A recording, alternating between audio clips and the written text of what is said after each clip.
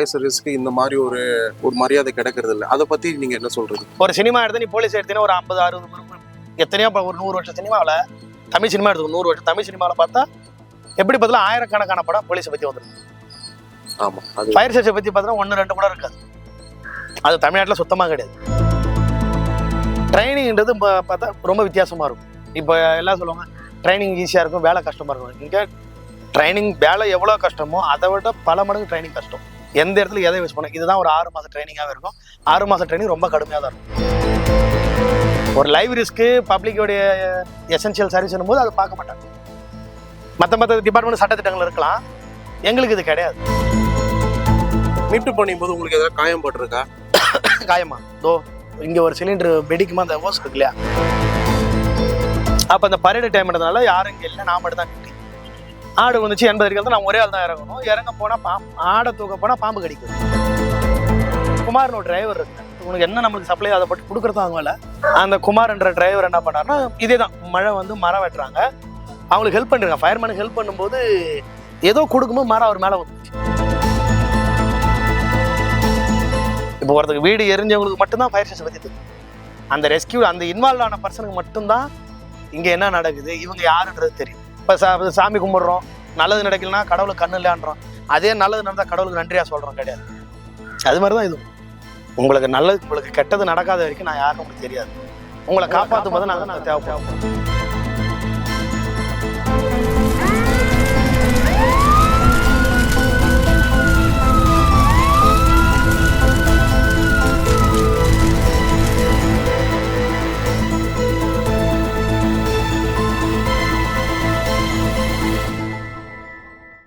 Sir வணக்கம். வணக்கம் sir.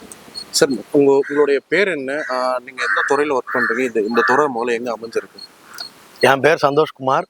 நான் புதுச்சேரி தீயணைப்பு துறையில் திருக்கனூர் தீயணைப்பு நிலையத்தில் தீயணைப்பு வீரராக ஒர்க் பண்ணுறோம். இப்போது இது வந்து திருக்கனூடைய உட்கோட்டத்தில் தான் வரும். ஆமாம், இது திருக்கனூர் ஸ்டேஷன். இது வந்து திருக்கனூர் ஏன்னா இந்த பக்கம் நார்த்தில் பார்த்தா லிங்காரெட்டிப்பாளையம், வெஸ்ட்டு குமராபாளையம், சவுத்தில் பார்த்தா இது பாதானூர் பிஎஸ் பாளையம் வரைக்கும் இருக்கும். இப்போ இந்த வேலைக்கு வரணும்னா நம்ம என்ன விதமான எக்ஸாம்ஸ் கிளியர் பண்ணணும், அது எந்த மாதிரி டெஸ்ட்ல பாஸ் பண்ணணுங்க? இப்போ நம்ம கவர்மெண்ட் காம்படிட்டிவ் எக்ஸாம் இருக்குல்ல, அதே தான். அதில் எப்படி யூனிஃபார்ம் சர்வீஸுக்கு எக்ஸாம் நடக்கும், கிரவுண்ட் டெஸ்ட் போலீஸுக்கு எப்படி கிரவுண்ட் டெஸ்ட் கிளியர் பண்ணுறோமோ அதே மாதிரி ground test, return exam, medical, training 6 மாதம் முடிச்சுட்டு தான் வரும். இப்போ வந்து இப்போ நார்மலாக ஒரு கவர்மெண்ட் வேலை பார்த்தீங்கன்னா வச்சுக்கோங்களேன், நமக்கு அறிவுபூர்வமான கேள்வி கேட்டுட்டு அதுக்கப்புறம் வந்து ட்ரைனிங் கொடுக்க ஆரம்பிச்சிருவாங்க. ஆனா தீயணைப்புத்துறை வந்து முற்றிலும் மாறுபட்டுறது. ஏன்னா அதுக்கு நிறைய ட்ரைனிங் தேவைப்படும். நீங்க என்ன மாதிரி பயிற்சியின் போது நீங்க என்ன மாதிரி பயிற்சியில எடுத்திருக்கீங்க? ஃபர்ஸ்ட் எக்ஸாம் வந்து எல்லாருக்கும் எப்படி ஜென்ரலாக வருதோ அதே எக்ஸாம் தான் நடக்கும். ட்ரைனிங்ன்றது பார்த்தா ரொம்ப வித்தியாசமா இருக்கும். இப்போ எல்லாம் சொல்லுவாங்க ட்ரைனிங் ஈஸியாக இருக்கும், வேலை கஷ்டமா இருக்கும். இங்கே ட்ரைனிங் வேலை எவ்வளோ கஷ்டமோ அதை விட பல மடங்கு ட்ரைனிங் கஷ்டம். ட்ரைனிங்ன்றது எப்படின்னா காலையில் பிடி நடக்கும், அதுக்கப்புறம் நமக்கு ஆஸ்யூஷுவல் எல்லா யூனிஃபார்ம் சர்வீஸும் நடக்கிற மாதிரி மார்ச்சிங் பரேடு அது நடக்கும். அதுக்கப்புறம் அப்ளைன்ஸ்னு ஒன்று நடத்துவாங்க. ஓஸ் எப்படி போடணும், எப்படி பிடிக்கணும், தண்ணி எப்படி அடிக்கணும், பிரான்ச் எப்படி மாற்றணும், மற்ற எவ்வளவோ எக்யூப்மெண்ட் இருக்குது, எல்லா எக்யூப்மெண்ட்டும் எப்படி யூஸ் பண்ணணும், கயிறில் எப்படி முடிச்சு போடணும், நாட்ஸ் எப்படி யூஸ் பண்ணணும், எந்த இடத்துல எதை யூஸ் பண்ணணும். இதுதான் ஒரு 6 மாதம் ட்ரைனிங்காகவே இருக்கும். 6 மாதம் ட்ரைனிங் ரொம்ப கடுமையாக தான் இருக்கும். சாதாரணமாக சொல்லலாம், இப்போ மிலிட்ரியோட ட்ரைனிங் நம்ம எத்தனை பேர் பார்த்துருப்போம், கேள்விப்படுறப்போ அது கஷ்டமாக இருக்குன்னு சொல்லுவாங்க இல்லையா, அதே அளவு கஷ்டம் இங்கே இருக்கும். மிலிட்டரி ட்ரைனிங் கஷ்டம் அப்படின்னு சொல்லுவாங்க, அதே அளவு கஷ்டம் இங்கே ஃபயர் சர்வீஸுக்கும்.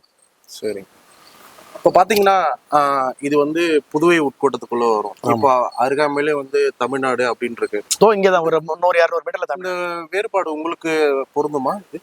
இல்லை, ஃபயர் சர்வீஸை பொறுத்த வரைக்கும் இந்த ஸ்டேட்டு டிஸ்ட்ரிக்ட் அது இந்த ஸ்டேஷன் லிமிட் அதெல்லாம் கிடையாது. இப்போ ஒன்றும் இல்லை, இப்போ மதுரை பாக்கத்தில் ஒரு வீடு ஏறிதுன்னு வச்சுங்க. மதுரை பாக்கத்துக்கு ஃபயர் ஸ்டேஷன் எங்கன்னா விழுப்புரம் ஒரு 20 கிலோமீட்டர் வந்துடும். வானூர் எப்படி பார்த்தாலும் ஒரு 15 கிலோமீட்டர் வரும். 15-20 கிலோமீட்டர் வண்டி வர்றதுக்குள்ள அவங்க எங்களுக்கு மெசேஜ் கொடுத்தா நாங்கள் போய்ட்டு அனுப்பிச்சிட்டு வந்துடுவோம். அதாவது நீங்களே போகலாம். ஆமாம், அவங்களுக்கு அதே மாதிரி இப்போ வானூர் ஃபயர் ஸ்டேஷன் இருக்குது, இல்லை நாகப்பட்டினம் ஃபயர் ஸ்டேஷன் இருக்குதுன்னா, இப்போ நாகப்பட்டினத்தில் ஃபயர் ஸ்டேஷன் இருக்குது, வாஞ்சூர் நாகப்பட்டினத்து பக்கத்தில் 2 கிலோமீட்டரில் வாஞ்சூர். ஆனால் காரைக்கால் ஃபயர் ஸ்டேஷனுக்கும் வாஞ்சூருக்கும் ஒரு 15 கிலோமீட்டர் வரும். காரைக்காலேருந்து வண்டி போகிறதுக்குள்ள நாகப்பட்டினம் வாஞ்சூர் நாகப்பட்டினம் ஃபயர் ஸ்டேஷன் வந்து வேலை செய்யும். அது வந்து ஒரு அண்டர்ஸ்டாண்டிங். ஆமாம், எங்களுக்கு அது அண்டர்ஸ்டாண்டிங் சொல்கிற ஒரு மனிதாபமானம்னு சொல்லலாம். இருக்கிற ஆஃபீஸர்ஸும் சரி, கவர்மெண்டோட மனிதாபமானம் சொல்லலாம். இப்போ நம்ம தமிழ்நாடோட 108 இங்கே ஜிஹெச்சுக்கு வர்றது இல்லையா, முடியம்பாக்கம் ஹாஸ்பிட்டல் யாருக்காடி, அதே தான். ஒரு லைவ் ரிஸ்க்கு பப்ளிக்கோடைய எசென்சியல் சர்வீஸ்னும் போது அதை பார்க்க மாட்டாங்க. மற்ற டிபார்ட்மெண்ட் சட்டத்திட்டங்கள் இருக்கலாம், எங்களுக்கு இது கிடையாது. பொதுவாகவே இப்போ காவல்துறையில இருக்கிறவங்க ஒரு எஸ்ஐயோ ஒரு இன்ஸ்பெக்டரோ அவங்களுக்கு உண்டான மரியாதை பப்ளிக்ல இருக்கும். இப்போ பின்பத்துல பாத்தீங்கன்னா ஃபயர் சர்வீஸ்க்கு இந்த மாதிரி ஒரு ஒரு மரியாதை கிடைக்கிறது இல்லை. அதை பத்தி நீங்க என்ன சொல்றது? மரியாதை கிடைக்கிறது இல்லைன்னா அது பப்ளிக் ஒப்பீனியன் தான், நம்ம ஒன்றும் பண்ண முடியாதுல்ல. இப்போ பப்ளிக் எப்படின்னா, இப்போ போலீஸ் ஒரு சினிமா எடுத்து நீ போலீஸ் எடுத்தீங்கன்னா ஒரு 50-60 எத்தனையோ ஒரு 100 வருஷம் சினிமாவில், தமிழ் சினிமா எடுத்துக்கோ 100 வருஷம் தமிழ் சினிமாவில் பார்த்தா எப்படி பார்த்தா ஆயிரக்கணக்கான படம் போலீஸை பற்றி வந்துருக்கு. ஆமா, ஃபயர் சர்வீஸை பற்றி பார்த்தா 1-2 கூட இருக்காது. அது தமிழ்நாட்டில் சுத்தமாக கிடையாது. ஏதோ ஒரு படம், இப்போ விக்ரம் பிரபு ஒரு படம் நடிச்சார், அவருக்கு வேணா இந்த இண்டில் அவருக்கு நான் நன்றி சொல்லிக்கலாம். அவர் ஒரு ஆள் தான் ஃபயர்மேனை பற்றி ஏதோ ஒரு படம் நடிச்சார். அந்த படம் பேரும் நெருப்படா அப்படின்னு ஒரே ஒரு படம் தான் ஃபயர்மேனுடைய வேலை என்னன்னு காட்டுச்சு. அதுவும் அவ்வளோவா இல்லை, ஓரளவு காட்டினாங்க. அப்புறம் பிரசாந்த் ஒரு படத்தில் ஒரு ஃபயர்மேனாக நடிச்சிருப்பாரு, கமல் ஒரு படத்தில் சும்மா ஒரு பாட்டுக்கு டான்ஸ், அவ்வளோதான். ஃபயர் ஸ்டேஷன் அவ்வளோதான்ற மாதிரி தான் பப்ளிக். நம்ம எப்பவுமே இந்த டிஜிட்டல் மீடியா பெரிய மீடியாவை பார்த்து நம்ம எல்லாமே தெரிஞ்சுக்கணும் இல்லையா, அதனால அவங்களுக்கு அது இருக்காது. அதை விட தாண்டி ரொம்ப முக்கியமான விஷயம்னாக்கா பப்ளிக் இங்கே நீடு இருக்காது. இப்போ போலீஸுக்கு போகணும்னா போலீஸ்கிட்ட போயிட்டு நமக்கு எல்லாத்துக்கும் போலீஸுக்கு போகணும், எல்லாத்துக்கும் இபிக்கு போக வேண்டியது இருக்கும், டிரான்ஸ்போர்ட் டிபார்ட்மெண்ட் எதுக்கோ ஒரு காரணத்துக்காக ஏதோ ஒரு பெனிஃபிட்டுக்காக அங்கே போகணும். இங்கே வரவங்க எந்த பெனிஃபிட் இங்கே வரப்போகிறது கிடையாது. இப்போ ஒரு தான் அவங்கள தேடி போகணும் அப்படின்ற மாதிரி. ஆமா, அப்படிதான். கரெக்டாக சொல்லணும்னா இப்போ ஒருத்தருக்கு வீடு எரிஞ்சவங்களுக்கு மட்டும்தான் ஃபயர் ஸ்டேஷன் பற்றி தெரியும். ஒரு ஆக்சிடென்ட் ஆன மனுஷனுக்கு தான் ஃபயர் ஆக்சிடென்ட்ல யாரை ரெஸ்கியூ பண்ணோம், அந்த ரெஸ்கியூ அந்த இன்வால்வ் ஆன பர்சனுக்கு மட்டும்தான் இங்கே என்ன நடக்குது இவங்க யாருன்றது தெரியும். மோஸ்ட்டாக யாரும் இன்வால்வ் ஆவறதில்லை. இப்போ ஒரு வீடு இருக்குன்னு இப்போ ஒரு நாள் இருக்குதுன்னா இப்போ வருஷத்துக்கு இப்போ இதுவரை கணக்கு பார்த்தா நான் உங்களுக்கு 60-70 கால் தான் போயிருப்போம். பாண்டியில் பார்த்தா ஒரு 250-300 கால் போயிருப்பாங்க. அப்போ இதில் ஒரு 60 ஃபயர் கால் நாங்கள் போயிருக்கிறோன்னா அப்போ 60 ஃபேமிலி மட்டும்தான் அதில் பாதிக்கப்பட்டிருக்கும். அப்போ அவங்களுக்கு தான் தெரியும், எங்களை பற்றி. அதனால அவங்க அப்படி மதிக்கிறதுல அதை பற்றி எங்களுக்கு கவலையும் கிடையாது. அவங்க மதிச்சா என்ன மதிக்கலாம், உங்களுடைய பணி நீங்க எங்க வேலையை நாங்கள் செஞ்சுதான் ஆகணும். இப்போ எப்படி சொல்றது, இப்போ சாமி கும்பிடுறோம், நல்லது நடக்கலன்னா கடவுளுக்கு கண்ணு இல்லைன்றோம், அதே நல்லது நடந்தால் கடவுளுக்கு நன்றியா சொல்றோம் கிடையாது. அது மாதிரிதான் இது. உங்களுக்கு கெட்டது நடக்காத வரைக்கும் நான் யாருன்னு உங்களுக்கு தெரியாது. உங்களை காப்பாற்றும் போது நாங்கள் தேவைப்படுவோம். காப்பாத்துறதுனால நீ நன்றி சொல்லணும் போகணும் அதெல்லாம் இங்கே எதுவும் கிடையாது. அதே மாதிரி இந்த ரிட்டன் கம்ப்ளைண்ட் கொடுத்தாதான் ரிட்டனாக கொடுத்தா வேலை செய்ய மாட்டது. நம்ம ரிட்டன் கம்ப்ளைண்ட் கொடுத்தா தான் ஆக்ஷன் எடுத்து அது அவங்களுடைய இது இருக்கு இல்லையா, அவங்களுக்குன்னு ஒரு ப்ரோட்டோகால் இருக்கும். கம்ப்ளைண்ட் ரெஜிஸ்டர் பண்ணி, ஏன்னா பொய் கம்ப்ளைண்டோட வரலாம். ஆனால் இங்கே நீ பொய்யே சொன்னாலும் நாங்கள் ஆக்ஷனில் இறங்கி தான் ஆகணும். அப்படி இருக்கும் இதுக்கெல்லாம் யோசிக்கலாம் டைம் கிடையாது. இப்போ ஒரு இடம் வருது, இப்போ எப்படி சொல்றதுன்னா செட்டிப்பட்டில் ஒரு கிணத்துல ஒரு போன வருஷம் ஒரு மாடு விழுந்துருச்சு பப்ளிக், அதாவது வீடு இருக்கிற இடத்துல நம்ம பக்கத்தில் செட்டிப்பட்டில் உங்கள் ஊர் பக்கத்தில் தான் ஒரு மாடு ஒன்று கிணத்துல விழுந்துருச்சு. நாங்கள் இறங்கி எடுக்கிறோம், மாட்டை தூக்கிட்டோம், 2 பேர் இறங்குறோம், 80 அடி ஆழம், இறங்கி மாட்டை தூக்குறோம். அப்பயும் சொல்லிட்டு வரோம் இந்த கிணறு எதுக்கு யூஸ்ஃபுல் ஆகுது, இதை மூடுங்க அப்படின்னு போன ஆகஸ்ட் 24 ஆகஸ்ட் சம்திங் அப்போ தான் நாங்கள் சொல்லிட்டு வரோம். இந்த ஜனவரி 27 28 தெரியல ஒரு ஆடு விழுந்துருச்சு. அப்போ அந்த பரேடு டைம்ன்றதுனால யாரும் இங்கே இல்லை, நான் மட்டும் தான் டியூட்டி. ஆடு விழுந்துச்சு 80 அடிகள் தான், நான் ஒரே ஆள் தான் இறங்கணும். இறங்க போனால் ஆடை தூக்க போனால் பாம்பு கடிக்குது. பாம்பு உள்ள இருந்து எனக்கு கடிக்க வந்துச்சு. நான் மேலே ஏறி எனக்கு காலில் அடிபட்டுருச்சு. ஆனால் மேலே ஏறி வந்துட்டேன். 2 தடவை அந்த கிணத்தை இறங்கி ஏறி அந்த ஆட்டை காப்பாற்றிட்டோம். அப்போ என்னன்னா அன்னைக்கு நாங்கள் ஆகஸ்ட் மாதம் சொல்லிட்டு வரோம் கிணத்த மூடுதுன்னு, உங்களுக்கு அலட்சியம். திரும்ப பிப்ரவரியில் போகிறது, உங்கள் அலட்சியத்தில் என் உயிர் போயிருக்கேன். இப்போ எனக்கு கணக்கு பண்ண என் பையன் 5வது படிக்கிறேன், என் பொண்ணு 1வது படிக்கும். ஒரு ஆட்டுக்காக என் உயிரை ரிஸ்க் எடுத்தா நான் போகிறேன். நீ அந்த கிணறு இல்லைன்னா அந்த ஆடு அங்கே போயிருக்க போது எதுவும் நடக்க போகிறது. இது பப்ளிக் அவேர்னஸ் இல்லாதனாலையும் அக்கறை இல்லாதனாலையும் நடக்கிறதுனால அவ்வளோ அலட்சியமாக இருக்கிறவங்க நம்மளை பாராட்ட நம்மளுக்கு அவசியம் இல்லை. ஃபர்ஸ்ட் விஷயம், எல்லாருமே அலட்சியத்தில் தானே அது நடக்குது. ஒரு விபத்து எதனால நடக்குது, ஒரு அலட்சியம், ஏதோ ஒரு அலட்சியத்தான் ஒரு ஆக்சிடென்ட். பாதிக்கப்பட்டவங்க பிரச்சனை இல்லை. இது அந்த கிணத்தை மூட நான் போயிட்டு நான் ஆகஸ்ட் மாசமே சொன்னேன், நீ ஏன் மூடலை, நான் செய்ய மாட்டேன், நாங்கள் வரல. அங்க இருக்கிறது ஒரு உயிர், இது மனசு அலட்சியத்துல அந்த ஆடு என்ன பாவம்.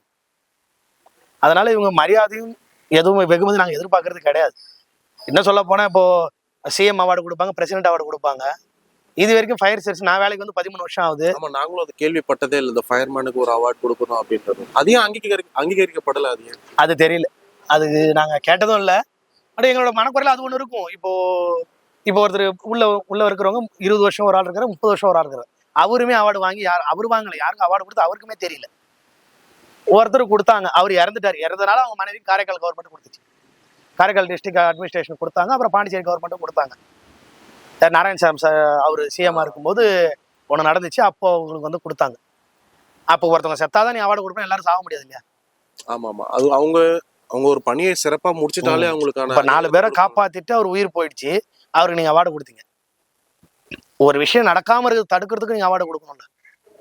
அந்த மாதிரி இது எதுவுமே நாங்க எதிர்பார்க்கறது இல்லை. ஆனா இது எங்களுக்கு இருக்குது. கொடுத்தா கொடுக்கலாம், வேலை செய்ய மாட்டோம் அப்படின்னு நாங்க சொல்லவும் மாட்டோம். கொடுத்தா நல்லா இருக்குன்னு தான் உங்களுக்கு ஆசை வரும். இப்போ 101 இருக்கு, மக்கள் வந்து 101க்கு கால் பண்றாங்க. இது உங்களுக்குள்ள எப்படி சர்க்குலேட் ஆகி நீங்க ரெடி ஆகுங்க? எவ்வளவு நேரத்துல ரெடி ஆகிட்டு வெளியே கிளம்பு, அதாவது கேட்டை விட்டு எப்படி வெளியே கிளம்புங்க? இப்போ எங்களுக்கு ஒன்ஸ் கால் வந்துச்சுன்னா அந்த ரிங் வந்து 2வது ரிங்ல நாங்கள் ஃபோனை எடுக்கணும். செகண்ட் ரிங்ல ஃபோனை எடுத்து மெசேஜ் எடுக்கிறதுக்கு ஒரு 10ல இருந்து 15-20 செகண்ட் ஆகும்.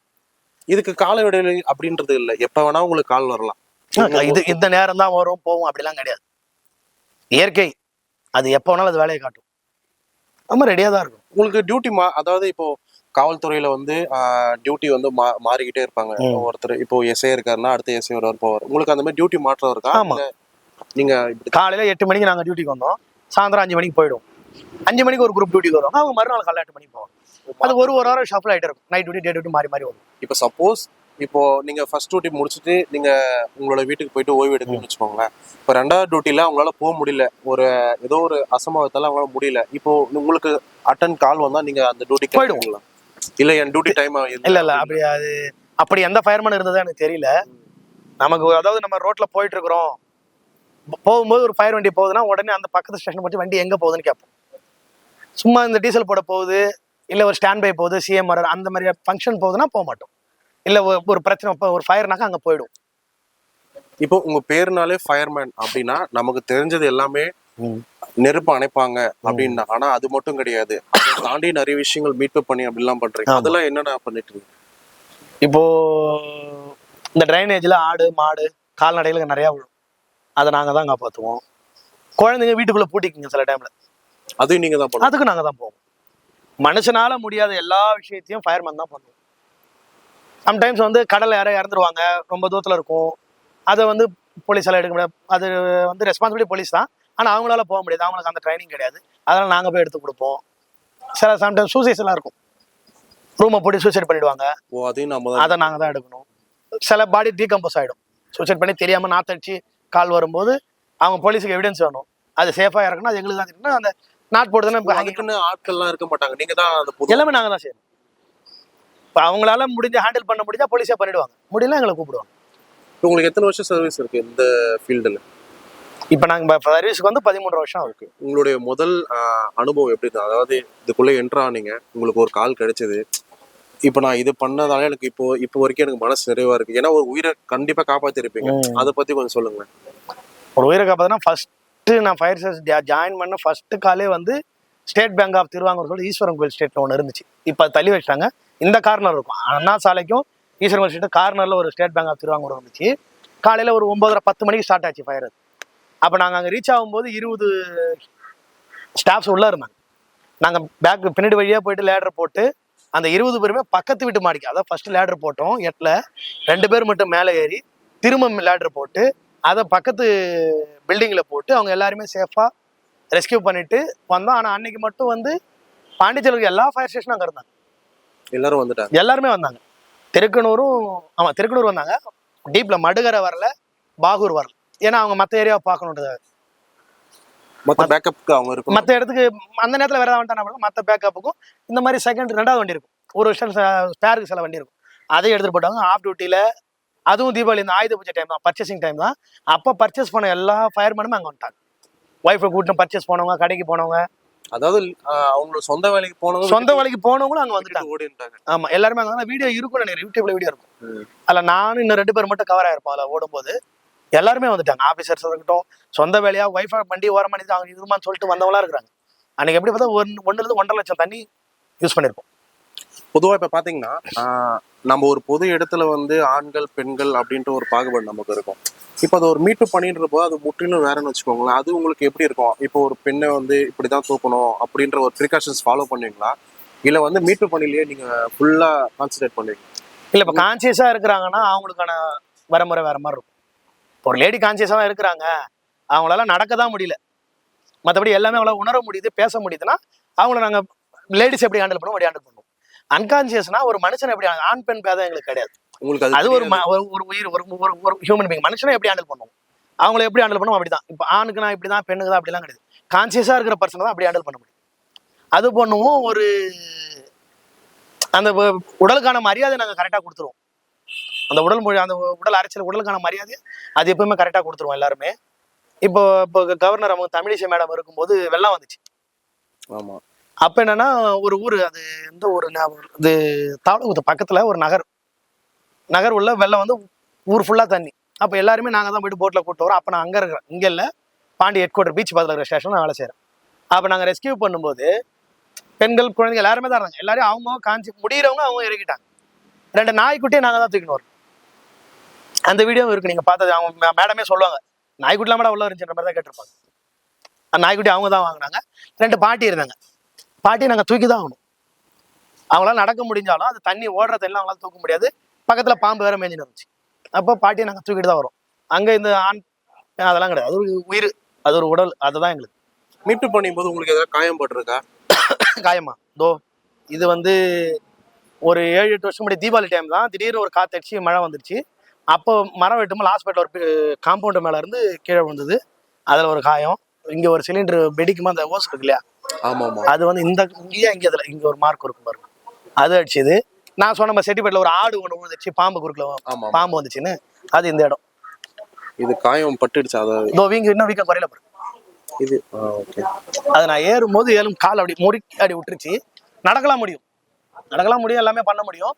ஆனா வீக்கம் குறையில. அது என்னன்னு தெரியும். இப்போ சர்வீஸின் போது உங்களுக்கு ஏதாவது காயம் பட்டு உங்களுக்கு இல்லை, எனக்கு அடிப்பட்டதை விட குமார்னு ஒரு டிரைவர் இருக்கிறார். இப்போ மோஸ்டா டிரைவருக்கு என்ன அவங்களோட ரோல் என்னவா இருக்கு, ரெஸ்பான்சிபிலிட்டி என்னன்னா வண்டி எடுத்துட்டு போய் விடணும், பார்த்துக்கணும், என்ன நம்மளுக்கு சப்ளை அதை பட்டு கொடுக்குறது அவங்க இல்லை. ஆனா குமார்னு ஒரு டிரைவர் இருக்கிறாரு. இப்போ அவர் வந்து திருபுவனையும் வில்லியனூரா சரியா ஞாபகம் இல்லை. அவர் நம்பர் 346. இப்போ எங்களுக்கு பேட்ச் 348 இருக்கு இல்லையா, அதில் பேட்ச் நம்பர். ஆமா, இது எங்களோட நம்பர். இது 348. அவர் 184 அங்கே நின்று பேசுறவர். ஓகே. உள்ள இருக்கிற அவர் ஆஃபீஸர் ஆகிட்டார். அவர் ப்ரமோஷன், அவங்க நம்பர் இருக்காது. அந்த குமார் என்ற டிரைவர் என்ன பண்ணாருன்னா, இதே தான் மழை வந்து மரம் வெட்டுறாங்க, அவங்களுக்கு ஹெல்ப் பண்ணிருக்காங்க. ஃபயர்மேனுக்கு ஹெல்ப் பண்ணும்போது ஏதோ கொடுக்கும்போது மரம் அவர் மேலே வந்து போச்சு. இங்கே ஃப்ராக்சரு, இங்கே ஃப்ராக்சரு, கழுத்தில் ஃப்ராக்சரு, காலில் 1 2 3 4. இப்போ ஆர்மியில் வேலை செய்யும் போது ஒரு தவறுதலாக கையோ காலோ இழந்துட்டாலும் அவங்களுக்கு வந்து ரிட்டையர்மெண்ட் கொடுத்து சர்வீஸ் பீரியடில் அவங்களுக்கு கொஞ்சம் பென்ஷன் அந்த மாதிரி கொடுக்குறாங்க. உங்களுக்கு அந்த மாதிரி ஆப்ஷன்ஸ் இருக்கா? அப்படி எதுவும் கிடையாது. இப்போ சப்போஸ் உங்களால் வேலை செய்ய முடியாதுன்னா வேலையை விட்டுட்டு தான் போயிட்டு வேற வேலை தான் பார்க்கணும். மற்ற பென்ஷன் அந்த மாதிரிலாம் கூட கிடையாது. பென்ஷன் தான் கிடையாது. பென்ஷன் வந்து 2003 நிறுத்திட்டாங்கல்ல. பொதுவாக உங்கள் துறைக்கு, எல்லா துறைக்குமே, கவர்மெண்ட்ஸ் பொறுத்த வரைக்கும் இந்த மாதம் பென்ஷன் வர்றதெல்லாம் இங்கே கிடையாது. அது எந்த டிபார்ட்மெண்ட்டும் கிடையாது. ஒரு ஃபயர்மேனாக ஃபிட்டாக இருக்கிறது தான் இங்கே தேவை. நமக்கு எதாவது ஆச்சுன்னா போக வேண்டியது, அவ்வளோதான், ஒன்றும் பண்ண முடியாது. இப்போ நீங்கள் என்னென்ன மாதிரி காரியங்களை பண்ணீங்க? மரம் ஏறுறது அந்த மாதிரி? மரம் ஏறுறது மாதிரி இல்லை. இப்போ ஒரு மரம் கீழே விழுந்தா எமர்ஜென்சி, பெரிய டிராஃபிக் ஆகும், ஆம்புலன்ஸ் மற்ற பப்ளிக் பிரச்சனை வரும்னா அந்த மரத்தை போயிட்டு நாங்கள் கிளியர் பண்ணி கொடுப்போம். ஆனால் அந்த உயிராக இருக்கிற மரத்தை நாங்கள் வெட்ட மாட்டோம். அதுவும் கீழே விழுந்து டிஸ்டர்பன்ஸ் இருந்தால் நாங்கள் போவோம். இப்போ கீழே வந்து பப்ளிக் டிஸ்டர்ப் ஆகுது, எடுங்கன்னா நாங்கள் எடுக்கலாம். நல்லா இருக்கிற மரத்தை எப்பவுமே வெட்டக்கூடாது. எங்களுடைய மோட்டோவே என்னன்னா உயிரை காப்பாற்றுறது தான், உயிரை கொள்றது கிடையாது.